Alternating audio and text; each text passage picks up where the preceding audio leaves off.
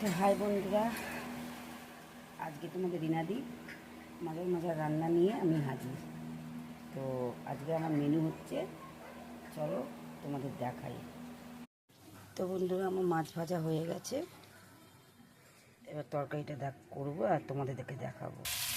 এই দেখো, আদা রসুন পেঁয়াজ দিয়ে আমি আলুটা ভালো করে ভেজে নিয়েছি, যাতে না আদা রসুনের গন্ধটা বেরোয়। ঠিক আছে, এতে এবার মশলা দেবো, তোমাদের দেখাচ্ছি। তো দেখো, আমি ঝিঙে দিচ্ছি একটু তরকারিতে, ঝিঙে দিলাম, পরিমাণ মতো নুন, লঙ্কার গুঁড়ো, হলুদের গুঁড়ো দিয়েছি, দেখো চিনি, পরিমাণ মতন চিনি। এটা ভালো করে নাড়বো। ঝিঙেটা একটু মশলা দিয়ে জন্য নাড়বো, যে ঝিঙেটা জানি জলসা, ও দিলেই জল বেরোবে, তা আমাকে আলাদা করে জল দিয়ে কষতে হবে না, ঝিঙে দিয়েই কষবে। মাছটা একটু ঝিঙে আলু দিয়ে কমবো। দেখো,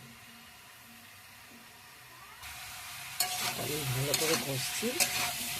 তোমাদের যদি আমার রান্না ভালো লাগে আর কী রান্না দেখতে চাও সেটাও বলবে, কমেন্ট বক্সে কমেন্ট করে, সাবস্ক্রাইব করে, শেয়ার করে দিও, আর তোমাদের মন ভরা ভালোবাসা দিও।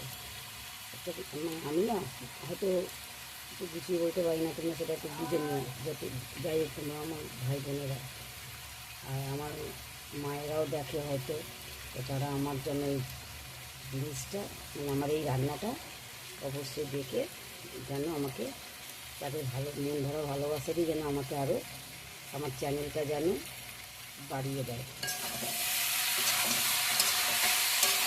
আর যদি কিছু ভুল থাকে তো আমাকে ক্ষমা করে দিও।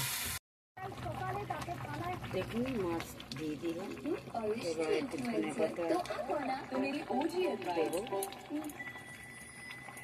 তোমরাও করে খেয়ে দেখো, আমার মনে হয় ভালোই লাগবে।